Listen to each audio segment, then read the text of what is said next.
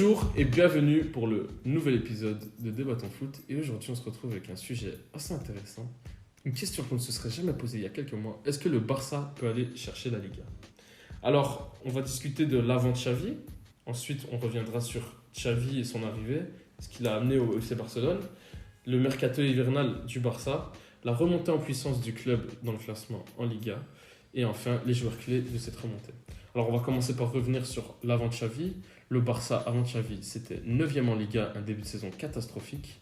Qu'est-ce que vous en avez pensé? Et surtout éliminé de Ligue des Champions et un ticket pour l'Europa League. Historique. Exactement. Ouais, le Barça de Koeman, les 3-4 premiers mois, c'était triste. Il faut le dire, c'était triste. Mais ça, en termes de résultats, 9e de Liga, c'est catastrophique. Comme vient de le dire Frelon, éliminé de Ligue des Champions. Même si Xavi arrive pour jouer les 2 derniers matchs, bon, le mal était déjà fait. Un projet de jeu pauvre, ça aussi c'est important. C'est que le Barça est caractérisé par le beau jeu. Même si tu gagnes au Barça, il faut bien jouer. Voilà, tous les éléments assemblés n'allaient pas dans le sens de Ronald Koeman. Une équipe avec beaucoup de problèmes en interne. Voilà, chaque conférence de presse, Koeman se plaignait. En fait, l'ambiance n'était pas saine. Voilà, l'ambiance n'était pas saine. Il y avait beaucoup de blessés aussi, beaucoup de joueurs absents. C'était vraiment... c'est fou quand tu vois le Barça de maintenant, la différence qu'il y avait avec celui de Koeman. C'est pas le même club. C'était un cataclysme. En fait, à cette époque, tu as l'impression que l'équipe, elle n'était pas dans le même bateau que l'entraîneur. Il tirait dans 2 sens différents. Du coup, ça a donné ce début de saison chaotique qui ressemblait à pas grand-chose. Et voilà, comme il a dit, Xavi, c'est ce qu'il a apporté. Dès qu'il est arrivé, tu sens que les joueurs ils avaient envie de travailler avec le coach et ça, c'est une donnée très importante. Exactement. Xavi, c'est une légende du FC Barcelone. Tous les joueurs le respectent et tout le monde adhère directement à son discours. Au contraire de Koeman, avec beaucoup de choix tactiques parfois douteux. Un Koeman qui a beaucoup souffert du départ de Messi aussi, il faut le dire, parce que l'année passée, le Barça est porté par un bon Messi en Liga. Et petit à petit, le club flanche. Et voilà, la venue de Xavi était inévitable. Et on va y revenir tout de suite, ça change tout. En fait, Xavi, au début, c'est pas si glorieux que ça. C'est des débuts un peu compliqués.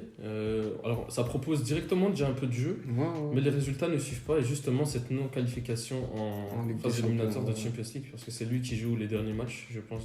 Contre Benfica et contre le Bayern aussi. Mais je voulais revenir sur les débuts de Xavi. Comment dire, Xavi arrive directement avec de bonnes intentions. Je me souviens d'un bon match contre Bilbao, il finit un match nul. Le problème, c'est qu'il n'avait pas les joueurs pour proposer ce qu'il voulait faire en fait. Il faut rappeler que le Barça, au moment où Xavi vient, il y a énormément de blessés. Il y a beaucoup de joueurs de l'équipe B qui jouent, notamment là l'explosion de Xavi. Bon, ça commençait déjà sous Koeman, mais il nous a appelé Azab Dezouli qui est venu, Jued Glava. C'est des soldats, c'est des bons joueurs, c'est des joueurs qui viennent de la Masia. Mais c'est pas des joueurs type Liga, c'est pas des joueurs qui ont le niveau. Donc Xavi, il a fait ce qu'il pouvait avec ce qu'il avait. Tu peux pas demander à tes gamins de 19 ans d'aller te gagner des matchs en Liga tous les week-ends, c'était un peu compliqué. Mais déjà là, même malgré l'effectif un peu limité, on voyait des signes précurseurs d'un Barça qui commence à ressembler à quelque chose. Effectivement, ce Barça, il va vraiment commencer à ressembler à quelque chose à partir du mercato hivernal. Alors, je vous cite les recrues: Adama Traoré, Dani Alves, Ferran Torres, Aubameyang. Qu'est-ce que ça va changer dans cette équipe? En fait, la grande différence, c'est que tu as un club au service de son entraîneur. Laporta, il s'est mis au diapason, il a accédé aux demandes de Xavi pour pouvoir donner le bon matériel à Xavi pour pouvoir faire ce qu'il a envie de faire en fait, donner une impulsion, donner une vraie identité à cette équipe du Barça et redonner le goût au football à ces joueurs qui avaient tous perdu leur football en fait, les joueurs qui étaient déjà là, les Busquets, les Piqué, des joueurs où on se disait ils vont arrêter à la fin de la saison, c'est plus possible, psychologiquement ils vont pas tenir, ça fait des années ils sont en galère. Donc pour revenir sur le recrutement, super recrutement, il a choisi ses hommes, on sent qu'il a étudié des profils bien précis pour construire quelque chose de cohérent et ça commence à payer. Ouais, et même dans les recrues, moi j'ai envie de citer les retours de blessés. Il ne faut pas oublier quand même que Koeman il n'avait pas Pedri avec lui, ça change beaucoup. Un Ousmane Dembélé aussi qui n'était pas là, qui était blessé, et ça change tout. Xavi, fin janvier, l'effectif commençait à se remplir et là il y avait pléthore de choix. Comme l'a dit Frelon, il a recruté des profils bien précis. On a aussi pas mal de jeunes très talentueux qui commencent à prendre de l'expérience au Xavi, voilà, qui explosent et qui deviennent des titulaires en puissance. Voilà, j'ai cité Gavi plus tôt, on a Araujo, on a plein de joueurs. Voilà, c'est un effectif qui, petit à petit, avec le retour des blessures, les recrues, les remises à niveau, qui a du sens, qui ressemble à quelque chose. Il y a quasiment tous les postes qui sont doublés. Et voilà, c'est ce qui a permis à Xavi de commencer à bien travailler. Et on a directement vu la différence. Ouais, et on a un Barça actuellement, je pense, 2 ou 3e de Liga. Ils ont 2 matchs en retard. Ouais, s'ils gagnent leur match, ils sont devant Séville. Exactement, donc on a un Barça qui est bien remonté, passé de 9e à 2e sous Xavi, C'est vraiment qui a éclaté le Real Madrid 4-0 au Classico. En fait, on peut aussi revenir sur l'apport des recrues qui ont été impactantes directement. En fait. On a retrouvé. Parce que quand tu vas chercher Adama Traoré, moi j'étais le premier à me poser des questions sur l'apport d'Adama Traoré dans ce FC Barcelone-là. Quand tu sais qu'Adama Traoré n'était même pas titulaire à Wolverhampton, il était à 0 but depuis le début de la saison. Aubameyang, dans l'idée d'avoir un 9, pourquoi pas, mais il était plus titulaire à Arsenal. C'est des vrais paris tentés par le Barça. Enfin, on voit le résultat maintenant. Aubameyang qui marche sur l'eau, Adama Traoré il a fait des super premiers matchs. Ferran Torres c'est un peu plus de mal, mais ça reste tout de même un joueur intéressant dans une équipe qui tourne. Enfin voilà quoi, des super recrues au bout du compte, même si on pouvait avoir des doutes au moment de leur recrutement. En fait, je trouve que c'était des recrues super pertinentes. Ouais, c'est ça. Par exemple, Ferran Torres, c'est un joueur typé Barça, je trouve, et que même si il a du mal à la finition depuis quelques temps, en fait, dans ses déplacements, dans son jeu, c'est un joueur super utile pour l'FC Barcelone. Et tu as un complément, je trouve, de joueurs qui se complètent bien entre différents types d'élites. Tout ce que tu viens d'écrire là, c'est le travail de Xavi. Comment expliquer à quelqu'un qui, voilà, comme vient de le dire Frelon, Adama Traoré qui n'est pas titulaire Wolverhampton, il change de club dans un club encore plus médiatisé, avec un niveau de jeu encore plus élevé et il performe. Parce qu'Adama Traoré, il sait ce qu'il doit faire sur le terrain. Xavi l'utilise en mettant ses qualités en avant. Pareil pour Ferran Torres. Il a un profil de jeu qui convient à ce que Xavi demande à son ailier gauche et ça colle directement. Et ça, c'est pour chaque joueur. On peut revenir aussi sur Dani Alves. Xavi, il est intelligent, il n'utilise pas Dani Alves comme à la belle époque quand il avait 25 ans. Il l'utilise dans un rôle un peu plus hybride. Il rejoint le terrain parce que Dani Alves, techniquement, c'est propre. Voilà, physiquement, c'est un peu plus compliqué à 39 ans, c'est normal. Et encore une fois, tout ça, c'est pour louer le travail de Xavi qui utilise les joueurs à bon escient et qui a recruté en conséquence. Mais ces recrues, ça a payé. Comme j'ai pu le dire plus tôt, on a une remontée du Barça en Liga. En Europa League, ça joue plutôt bien.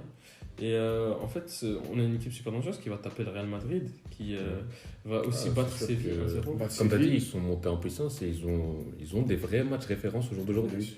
Je pense le premier match, le vrai déclic qu'on a eu, c'était le match face à l'Atlético. L'Atlético Madrid, ouais, c'est le premier match où les recrues sont intégrées. Voilà, tu sens que l'ère Xavi commence. Exactement. Premier vrai match référence de Xavi avec ses hommes et ils mettent 4-1 à l'Atlético Madrid. C'était 4-2, je crois. 4-2 ou 1-4. Enfin, ils en mettent 4 à l'Atlético. C'est pas donné à tout le monde. C'est pas donné à tout le monde. Et c'est pas un événement isolé. Ils tapent Séville, ils mettent une raclée au Real Madrid dans un Classico. Et en fait, une des réussites de Xavi, c'est qu'il a les résultats et contenu. Parce qu'il y a certains matchs où le Barça gagne 2-1, mais le Barça joue très bien. Et ça, c'est important pour le Barça. Voilà, comme je l'ai dit plus tôt, il faut aller les deux. Tu peux pas que gagner ou que bien jouer. Il faut gagner et bien jouer au Barça. Et Xavi a agi en conséquence. Il a redonné vie à une animation offensive en fait.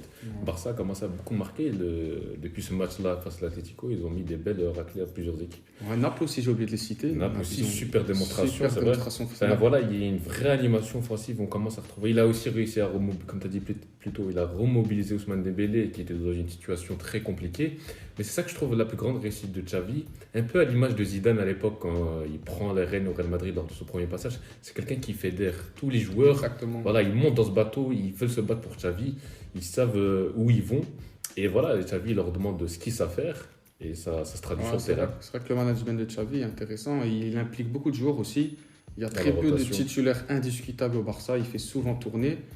Comme Zidane à l'époque, c'est vrai que j'ai pas pensé à ça, ça me fait penser. Tu ramènes un homme du club en fait tu reviens à la source. Exactement. Il s'était un peu perdu ces dernières années avec plusieurs entraîneurs qui s'étaient passés et je pense que c'était un super choix de Laporta parce qu'il fallait le faire, ramener Xavi en cours de saison dans une situation très difficile aux portes de l'Europa League, fallait le faire et au final on se rend compte que c'est une super décision et qu'il n'y avait pas de raison d'attendre plus que ça.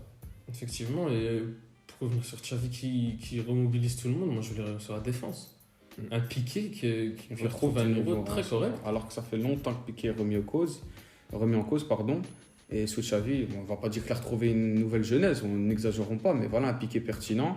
forme une belle paire avec Araujo. Mais une fois que l'équipe ressemble un peu à quelque chose et que le rôle de chaque joueur est prédéfini, le Barça, déjà 6 mois, même un top défenseur, il aurait été en difficulté. Vu le marasme que c'était, sous Coman, ça ressemblait à rien. Il devait défendre des espaces monstrueux. Je me rappelle du match aller entre l'Atlético et le FC Barcelone, un Joao Félix qui a tourné, qui a fait danser Araujo, parce qu'il devait défendre des espaces de 15 mètres derrière lui. Et le match retour, ça n'a rien à voir. Et je trouve que le symbole de cette renaissance, c'est Busquets. Busquets qui a subi une pression médiatique au début de l'année pour ne plus jouer, pour être sur le banc. Enfin, voilà. Et depuis que Xavi est là, Busquets, il a retrouvé un nouveau souffle. C'est que quand Busquets va bien, le Barça va bien. C'est un vrai indicateur. Et enfin, voilà, c'est aussi ça la réussite de Xavi. Il a remobilisé le vieux Briscard qui était là, tout en incorporant de la fraîcheur, des nouveaux joueurs, des joueurs plus jeunes, des joueurs plus expérimentés. Et il arrive à quelque chose d'homogène. Et enfin voilà, moi je tire mon chapeau parce que je ne m'attendais vraiment pas à ce que la mayonnaise prenne aussi vite. Jordi Alba aussi qu'on n'a pas cité, qui a fait des bons matchs. Tout ce groupe-là de vieux Briscard, Xavi, Piqué, Busquets, Alba, voilà quoi, on les connaît. Non, c'est une belle remobilisation et un style de jeu assez atypique. Parce que je pense pas qu'on va parler du retour du tiki-taka au Barça. Non. Mais justement, moi je trouve que Xavi il a apporté une patte intéressante. En fait, il a redonné vie au Barça en termes de jeu. Donc on a un beau jeu au Barça. On n'a pas non plus un Barça en possession. C'est un Barça qui joue avec les espaces. C'est un Barça qui envoie ses ailiers en profondeur. Donc c'est super intéressant. Ça me fait rire parce qu'en fait, c'est un Barça qui est entre tradition et modernité. Voilà, un Barça qui peut jouer en possession, qui peut créer une assise dans le camp adverse, mais un Barça aussi que j'ai vu utiliser les espaces en contre avec certains profils comme un Aubameyang qui peut prendre la profondeur, un Adama Traoré qui a une bonne pointe de vitesse, un Ousmane Dembélé aussi qui s'élance un peu plus qu'avant. Je trouve que Xavi, son travail est pertinent, intéressant. Il trouve des solutions, il n'a pas d'idée arrêtée. Et voilà, un Barça qui j'ai envie de caractériser d'un peu hybride. Un Barça très, très intéressant et un club très cool à voir jouer. Ouais, sympa. Si je devais vous demander un joueur clé de cette remontée. Un c'est compliqué. Ah ouais, un seul à choisir. Ouais. J'ai beaucoup de joueurs qui me viennent en tête. Je commence, moi principalement, c'est pas original, mais c'est Pedri. Pedri, au début on disait que c'était un des meilleurs jeunes du monde. Là, c'est juste un des meilleurs milieux de terrain du monde, tout simplement. J'ai rien d'autre à ajouter. Un top player, un joueur qui prend ses responsabilités, un joueur qui sait quasi tout faire et un joueur qui en plus gagne en maturité avec Xavi. Il est conscient que c'est un des joueurs importants de cette équipe et il ne se cache pas. Et voilà, Pedri, j'ai que des superlatifs pour lui. Il est trop fort. Il est sensationnel. Ouais, c'est super progression. Moi, je mettrais quand même Aubameyang. Enfin, voilà, c'est jamais évident pour un attaquant de s'intégrer dans un collectif qui était à la base pauvre et qui sortait d'une saison compliquée. Il s'est directement mis en route. Et voilà, comme Cristiano l'a dit, les buts, c'est comme les ketchup. Là, t'as l'impression qu'il les enchaîne à la chaîne. Et il nous sort un super match au Classico, son premier Classico. Enfin, voilà, il nous claque un magnifique doublé. Il peut finir le match avec un triplé. Super adaptation. Il s'est imposé comme un titulaire indiscutable de cette équipe à la pointe de l'attaque. Dans une équipe qui n'avait pas de 9 références avant son arrivée d'ailleurs. Super intégration de Aubameyang. Ouais, super intégration. Et toi, t'as pas un joueur qui j'en ai un. Moi, j'ai envie de revenir Ousmane Dembélé. Je le trouve génial, ce joueur. Il est très fort. Je pense que si les blessures l'épargnent, on parle d'un des meilleurs ailiers du monde. Il sait tout faire, centrer, tirer, dribbler, prendre des vitesses. C'est un joueur qui fait les efforts défensifs, ce Xavi. Donc je pense que Ousmane, c'est quelqu'un à souligner. On n'est pas revenu sur la défense de Araujo, vraiment aussi. Il a pris une dimension incroyable. Il a pris une dimension. Il me fait penser un peu à Militao côté Real Madrid. C'est un joueur solide qui monte, qu'on n'entendait peut-être pas à ce niveau-là, mais franchement, il a une marge de progression super intéressante. En tout cas. Exactement. Ouais, j'ai aussi envie de revenir un peu sur Frenkie de Jong aussi, qui depuis Xavi retrouve son vrai niveau. Et Frenkie de Jong, voilà, on le sait tous, quand il a son niveau, c'est aussi un des tout meilleurs. Il y a Ferran Torres, c'est moi je trouve les gens difficiles avec lui. Je trouve que c'est un joueur qui a beaucoup d'activités. Ok, il rate beaucoup d'occasions, bien sûr, il faut en tenir compte, mais c'est quand même un joueur qui a une bonne activité, qui a un profil intéressant au Barça. Et c'est un joueur qui prend ses responsabilités, malgré on va dire un peu l'abattage médiatique, qui ne se cache pas. Et j'aime beaucoup ce joueur aussi. Ouais, très, très très bon joueur, j'ai pu le souligner plus tôt. Mes chers amis, c'est la question du jour en fait. Est-ce que le Barça peut aller gagner cette Liga ? Ils ont 12 points de retard sur le Real Madrid avec une journée en moins. Sachant que voilà, le Real Madrid n'est pas sur la meilleure dynamique, tandis que le Barça est sur plusieurs victoires d'affilée. Ah, écoute, moi je pense que même pour les plus optimistes, ça va être difficile Ça va être d'aller chercher le compliqué, Real ouais. Madrid à ce stade-là de la saison. On est déjà le 9 avril, il reste plus grand-chose comme match. Il reste Ouais. quoi, 8 matchs, 6 matchs. Je vois mal le Real choke à ce point-là pour se faire rattraper 12 points, voire 15 points de retard. Sachant que voilà, il n'y a plus de confrontation directe. Le Barça a fait son boulot, a gagné contre le Real Madrid. Mais malheureusement, ça serait insuffisant à mon avis pour aller les chercher. S'ils se qualifient pour la Champions League, c'est déjà un exploit. De là où ils partaient, on les voyait finir hors des places européennes, voire en Conference League. Donc qu'ils finissent deuxième, dauphin de ce Real Madrid-là, c'est déjà une performance extraordinaire. Mais finir deuxième, c'est une victoire pour l'FC Barcelone. Ouais, c'est un titre sans en être un. Et il faut rappeler, ils étaient 9e. C'était 9e, ils étaient au bout du trou. Il y avait des équipes comme Vallecano devant eux. Se dire que maintenant on se pose la question, est-ce qu'ils peuvent jouer le titre, c'est hallucinant pour répondre à la question. C'est révélateur. En fait. Ouais, pour répondre à la question, non, je pense pas. Ça va être très compliqué. Parce que quand même, voilà, il y avait beaucoup de points de retard. Xavi a réussi à réduire l'écart, mais bon, ça me paraît impossible, honnêtement. Je mise quand même sur le Real Madrid champion, mais pour moi, il y a quand même un scénario où le Barça peut être champion. Je ne dis pas que ça va être le cas. Il faut vraiment que le Real Madrid se gourfe très très fortement. C'est possible. Le Real Madrid n'est pas dans la meilleure forme en championnat. Hein, c'est compliqué. Hein. Mais bon, en fait, en connaissant le Real Madrid, on connaît les joueurs qui composent cette équipe. Bien sûr, il y a des matchs très pauvres. Ils trouvent toujours un moyen de s'en sortir. Ça va être dur. Ils peuvent se rater sur un match, mais pas sur 10 matchs. Donc on a 3 Real Madrid champions ici. Mais Reste au sérieux. Restons sérieux. Mais déjà, si le Barça arrive, parce qu'ils ne sont pas encore gagné, ils sont pas encore finalement deuxième. Mais s'ils arrivent à finir deuxième, c'est Xavi a tout fait. Ouais, c'est de bon augure pour la saison prochaine. Voilà, maintenant, avec ce que nous propose Xavi, on s'attend à voir un Barcelone conquérant l'année prochaine, pour notre plus grand plaisir et pour le plus grand plaisir de la Liga, qui va nous donner un super spectacle. Le mercato serait important, notamment.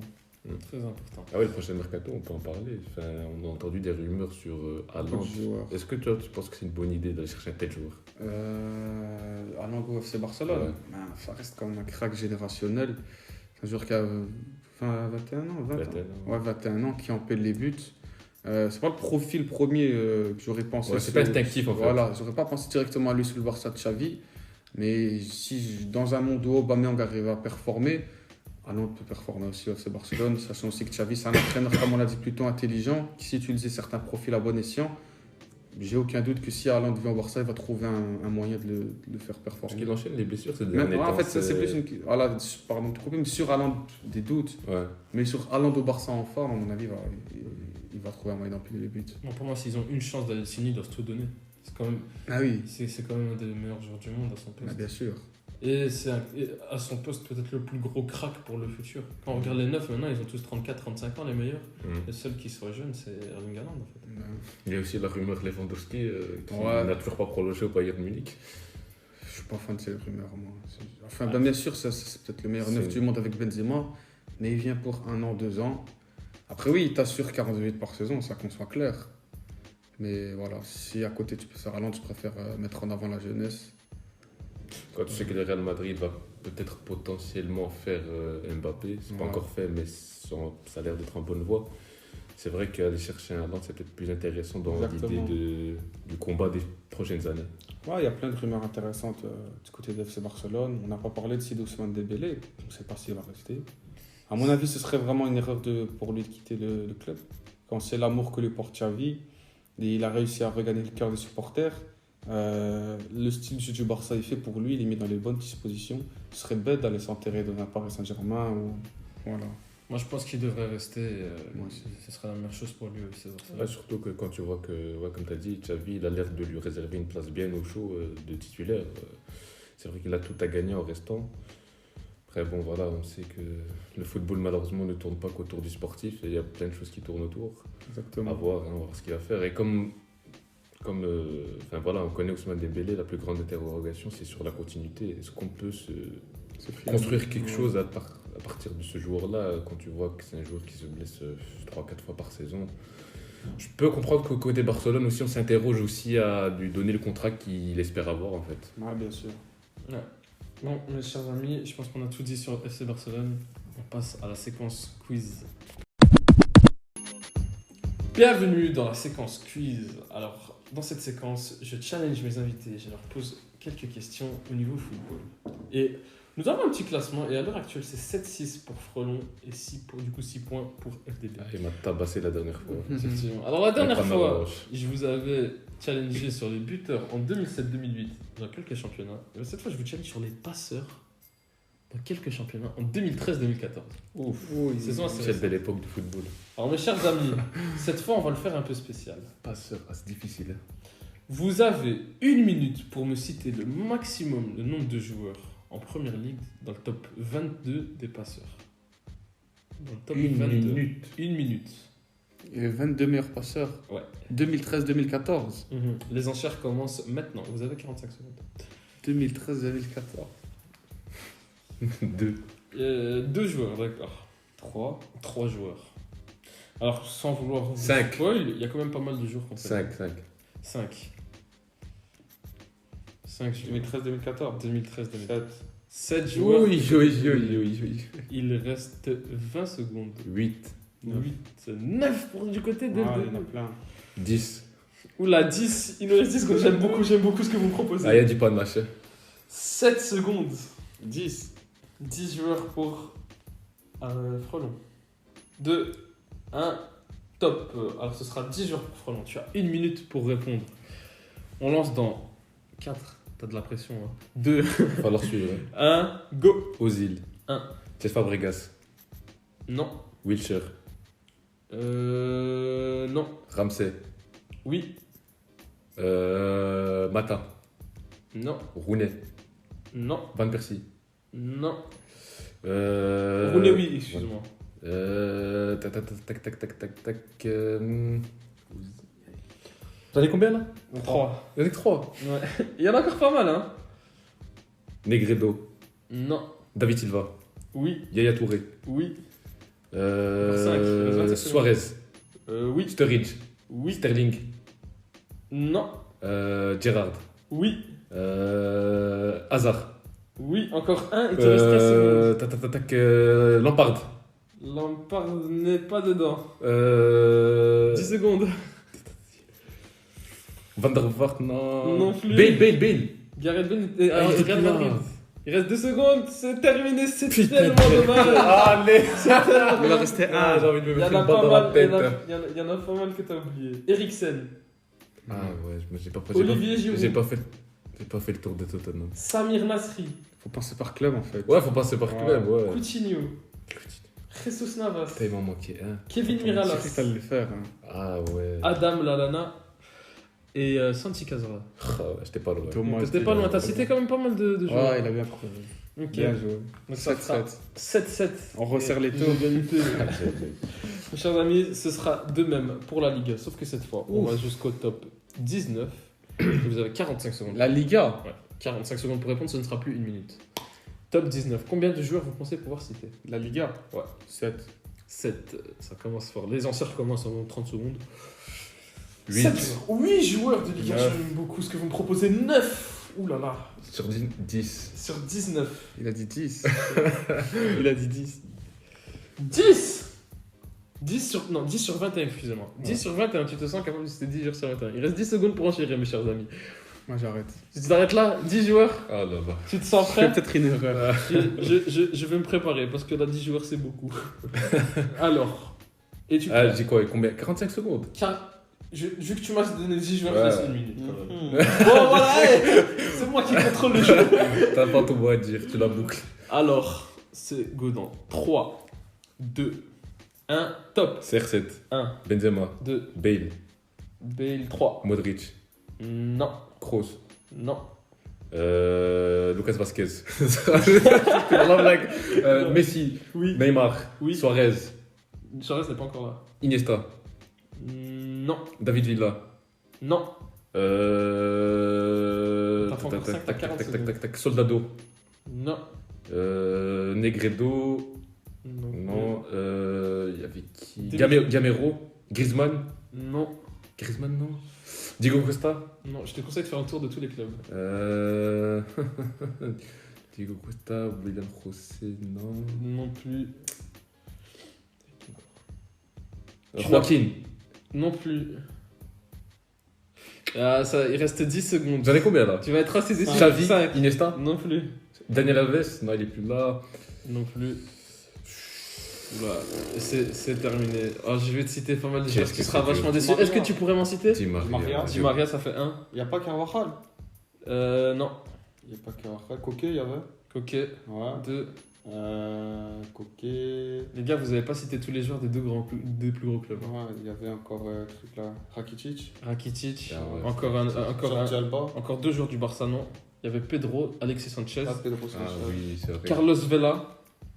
Il y avait Giovanni Dos Santos. Ouf, Ça, c'était pas facile. facile. Gabi, Sofiane Fegouli. Ruben En Pardo. fait, c'est dur de se Sergio remettre Garcia. dans le contexte des années. Je sais plus qui est là, Ah, qui est pas là. Les années trahissent. En fait, ce qui est un peu dommage, c'est que Modric, Iniesta, Isco, Rafinha ou Dani Parejo, Juste en c'est dessous. juste en dessous en fait. C'est une passe Ouais, décisive. c'est pas mal. Ouais, Souzo aussi. Ouais, j'ai tenté le coup. Ouais. Donc, pour le passe dernier devant. point, c'est 8-7. Quelle Ouais. remontada, quelle Il passe remontada. devant moi pour la première fois de C'est l'année. bien, c'est le meilleur jeu du monde. Je fais rien, je gagne des fois. Est-ce que vous êtes prêts pour le dernier championnat? Ça, c'est rien. Classique. 2013-2014, encore une fois, Tu détestes les Allemands. vous avez 30 secondes pour faire des enchères. Serie A. Ouais. Le meilleur passeur de Serie A. Ouais. 5. 5 joueurs pour SDB. 6. 6 joueurs, il vous Sept. reste 20 secondes. 7 joueurs, mais je suis complètement surpris. 8. 8 joueurs. Je m'arrête. 8 joueurs. Quel petit filou. Mais quel petit filou. Mon Blanche, oui, je pensais qu'il allait monter plus. Il avait l'air serein. Moi, je le vois, il faisait le mec serein. Ah, je suis dégoûté. Je ne Ah, pas de 8. Les amis. C'est combien j'ai dit 8? 8 joueurs. Je sais même Et tu pas. auras. Du coup, je lui laisse 1 minute pour répondre. Je vais rester sur 1 minute, ok? 8 joueurs. Ça commence dans 5 secondes. C'est quoi 2013-2014? Ouais. Les 20 meilleurs passeurs de Serie A. Ça commence. 5, 4, 3, 2, 1, go. Pirlo. Pirlo, non. Tevez. Oui, Fernando Llorente. non, Quagliarella. non. C'est efficace cette époque-là. Beaucoup d'attaquants. Matri. Non. Di Natale, non, il joue plus au foot. Zlatan, il était pas là. Il faut encore 7. Il reste 30 secondes. Ah ouais, quelle époque. Pazzini. Non. Il nous cite que des buteurs. Ouais. Pogba. Pogba, 2. Marquisio. Non. Vidal. Non. Dzeko. 2 non plus. Perotti. Non plus. Gervinho. Oui. Reste 10 Strootman. Non. C'était la bonne époque d'Aroma, ça. C'était. Insigne. Insigne. Mertens. Mertens, non. Mertens, non. C'est fini. Ah ouais, Malheureusement. c'est Il y a pas plein de joueurs que vous aurez pu citer. Bon, certes, si c'était difficile. C'était le meilleur passeur à l'époque. Zaza. Zaza n'est pas dedans. Il y a Balotelli, Higuain, Francesco Totti, Antonio Candreva, Antonio Cassano, Higuain. Ah ouais. Ah ouais. Freddy Guarin, Rodrigo Palazzo, Carlos Tevez, Icardi. Luca Toni. Icardi n'est pas dedans. Domenico Berardi. Bah écoutez, en ce mois sacré du mois de Ramadan, j'ai décidé de faire don de points à mon ami. Un grand FDB. merci. FDB qui n'a pas joué sympa, je suis à deux doigts de leur faire un point. J'ai joué Pilou. Ah, il était pas net. Il était pas net aujourd'hui. Quel vicelard. J'étais vicieux aujourd'hui. Bon, ce sera la fin de cet épisode pour aujourd'hui. N'hésitez pas à nous suivre sur les réseaux sociaux, débattenfoot.com pour notre site web, si vous voulez écouter nos podcasts. Et si vous voulez participer au sondage, bien sûr, sur Twitter. À la prochaine, les gars. Salut. Salut.